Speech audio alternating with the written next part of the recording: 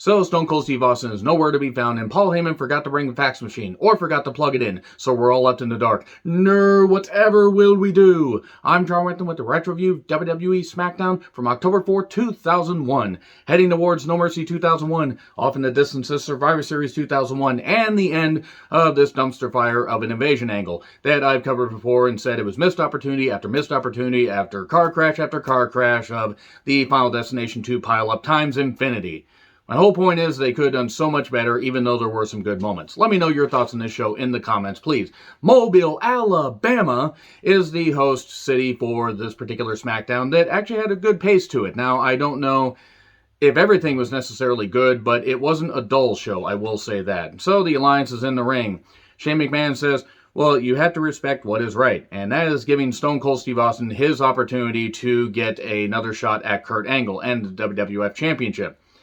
So he says, he had a clause in his contract, so Regal needs to come out and make it right, because we're not leaving until he does. And then Regal says, well, Shane is correct, technically, but when Stone Cold joined the Alliance, he voided all the stuff in his WWF contract, including any stipulations. So they're null and void, and he tears up clearly a memo, probably for, whatever somebody was going to have for lunch that day, and left it on the stage. And then the Pyro torched it, so nobody could find out what the memo actually said. The mysterious memo. Woo! Anyway, so Shane says, well, how about Angle faces a member of the Alliance of our choosing, and if that person wins, then Angle faces Austin. If Angle wins, then he faces The Rock for the WCW Championship on Monday night. It's a win-win, somehow. And Regal says, well, okay, but Kurt has to give the okay for this. So Kurt comes out and says, hey, Shane, how's the ankle? I enjoyed beating your ass on Monday. And he says, call Stone Cold Steve Austin and tell him that he's still a horse's ass. So then we have Christian, X-Pac, and Albert. I swear that X-Pac is going to be off WWF television soon, but it seems like he lasted a little bit longer than I thought. I thought he was gone right after SummerSlam. I didn't realize he was around for a few weeks afterwards. And they took on Edge and the APA based off the stuff that happened, during an altercation where Edge got beat up by a couple people, and then the APA came down and said, no, we're going to deal with the X Factor by beating the shit out of you, which is kind of what they did here. We get a melee, we get an execution, or the Buzz Killer, whatever the fuck he was calling it. They changed the name a whole lot, on a lot of Edge's moves on Albert 1, 2, 3. And the Alliance are going to vote on who will face Kurt Angle tonight. Who is going to stuff the ballot box? Who's going to overflow the ballot box with a bunch of, glowing, throbbing democracy. Sorry, I lost my train of thought there. The whole point is they're going to stuff this ballot box so goddamn full, it's going to be just splurging out. This has gotten really weird. So they're going to do that, and, they've decided that this is how they're going to do it, because they're a democracy. Anyway, so Hurricane and Mighty Molly arrive, and he says the Hurrah traffic has left us with very little time to prepare. Coach says, hey, Molly, how could you do this to Spike? And Molly Holly's dead. I'm Mighty Molly. And her molecules are pure. Hurricane made this work a whole lot more because he just had enough tongue-in-cheek, not as much tongue-in-cheek as the Human Centipede trilogy. Have fun on seeing that. But he just had a whole lot of fun with this, and they took off. So then, gotta be careful making that motion with a bald head, I found out. Especially on camera. Show and Spike took on Mike Awesome and Hurricane. Okay, so Mike Awesome versus Spike Dudley at Guilty as Charged 2000. This was not. And Mighty Molly was in the ring. Awesome and Hurricane seem to have a bit of a miscommunication on account of Hurricane being really good and Mike Awesome being good and not fitting in WWE at all. He really didn't. It's actually a shame. He was a giant in ECW. He would have fit in just fine in WCW, but they botched him horribly, horribly, horribly. And I realized that rewatching the last year of WCW, hence why I'm rewatching the last year of the Invasion Angle, or the 5 months of the Invasion Angle. It could have lasted a year. They could have really done some good stuff with this, and even though they had some good matches, they really did. And there were, some standout pay-per-views. Goddamn, all the referee bumps. I mean, they made the referees seem ineffective constantly, like 120% of the time, 60% of the time. That's not how math works, but I don't do Steiner math, because nobody can do Steiner math except Scott Steiner. So anyway, it was all right. We get a chokeslam to Mike Awesome, just left hanging right there in the air before crashing down. And then Spike dives off of Show's shoulders. That's really hard to say. 1, 2, 3. And who stuffed the Alliance ballot box? Why? Well, we find out here in a little bit. Let's take a look at Maven and his glorious eyebrows and Al Snow talks about needing charisma to succeed in wrestling. It is funny that Al Snow, of all people, talks about charisma, since Al Snow never had charisma and I'm amazed can even spell it. I think Head could spell it. My whole point is Al Snow was really good in the ring, but he was never going to be anybody that was, other than like a good utility player on the field, I suppose. So Angle and The Rock talk about possibly facing each other and how they're, they could tear the house down and everything. It could be the greatest match of all time. Yeah, about that. Then RVD won the vote. He faces Angle while Booker is upset because Booker has to have a match later. Here's my question though. If Booker was going to face Kane anyway, why in the world was he upset about that? Oh wait, he had to face Kane, and since Kane is much bigger than him, he's like, oh shit, I'm going to have to do something. RVD versus Angle, non-title match.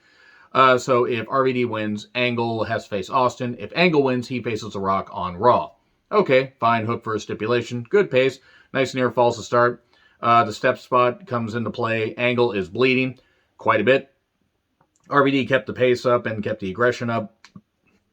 And Spike DDT on RVD. How he could do that shit and not break his neck, I have no idea. He was made of rubber bands. He's obviously still doing the occasional wrestling and everything, but I'm talking like back in his prime, not doing whatever the fuck it is he's doing now with whatever that is that's, his significant other.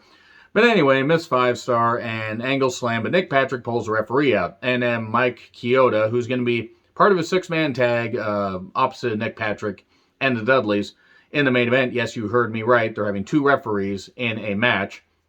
Good booking there. And again, ankle lock, and RVD's tapping, but then Shane comes in and hits Angle in the back of the head with a chair. I mean, he hits it as safely as you can, but holy fucking shit. I mean, he just launches him right there. Can't figure out why Kurt Angle had so many issues for years until he finally got clean. Headshots, I'm so glad, are out of wrestling, at least for the most part. I've seen them at indie shows, and I don't want to see them, and New Japan needs to eliminate them as well. So anyway, cover, 1, 2, 3. RVD wins. The Alliance celebrates. And Angle's chasing Shane, and that's pretty much it. So then we get Taz versus Maven, teacher versus student, and Taz wins with a Taz mission, even though Maven used the power of his eyebrows to try to succeed. He didn't, though, and Maven would go on to actually have a little success. He did have that pretty, insane moment where he eliminated The Undertaker at the 2002 Rumble, and then basically got his head caved in repeatedly. Undertaker attacking a minority. I'm shocked. So anyway, show respect and then into a clothesline because Taz is like, haha, you won't be taller than me and have better eyebrows than me. I will get you. So Angle says that he will destroy Austin on Monday and he'll retain the championship, except he won't because Regal will screw him over because reasons. And then Tajiri watches Tori put on bikinis because they announced a bikini contest earlier in the day between Stacy and Tori because why not? Kane versus Booker. So Kane wanted revenge. And there was lots of power moves because Kane was just bound to do that because he could just toss anybody around, including tossing his bullshit political views around like he is now as the mayor of Knox County. And then a referee distraction. And apparently nobody is aware that Test was anywhere in the building. He hit Kane outside. And then scissors kick, 1, 2, 3. Here's Undertaker about a moment too late. And there's a brief brawl. We're obviously going to get a rematch for the tag titles later, I think. But who knows with this show. Regal's preparing a statement, writing it down. DDP says, helping you is a good thing. It's a positive thing. He talks about how his friend had his cat got run over in the road, as opposed to anywhere else. It would be weird if it got ran over in the sky. If it's a flying cat, then I think that there's something. Moving on from that. But he says, it turns out his wife was allergic to the cat, so it saved the marriage. And once he saw the positive side of that, now I'm really sad because I love my cat and I love animals. But, DDP kind of being the evil dick here. But it's a good thing. And then Lillian's interviewing the Dudleys and Nick Patrick and how they'll destroy Rock and Jericho and Mike Chioda later. Regal then says from his desk that Austin will face Angle and the Alliance are banned from ringside. Aha, we know what's going to happen. Because I just said it, Regal's going to screw over Angle because why not? Stacey and Tori had a bikini contest. Sunny's theme, I Know You Want Me, was playing. Tori won, and then Stacy glommed her and topped her repeatedly, pounding her and choking her and everything, and lost my train of thought again. Tajiri comes down, not a moment too late. And Coach also got slapped. That was good. Coach gained slapped by being near some women that he probably harassed backstage, like he did, allegedly, at ESPN years later. Dudley's and Nick Patrick took on The Rock, Jericho, and Mike Chioda. The crowd was into it. Jericho got beat down for a while. Hot tag to The Rock. And then Nick Patrick got, hurled back into the ring by Earl to hurl. And then Kyoto got tagged. The crowd popped. Bubba clotheslined him, but then we got a melee. Rock bottom. Lion salt to Nick Patrick. And then Mike Chioda does the Kyoto referee's elbow. 1, 2, 3, and wins. And the crowd goes home happy. So there we go. That's the end of that.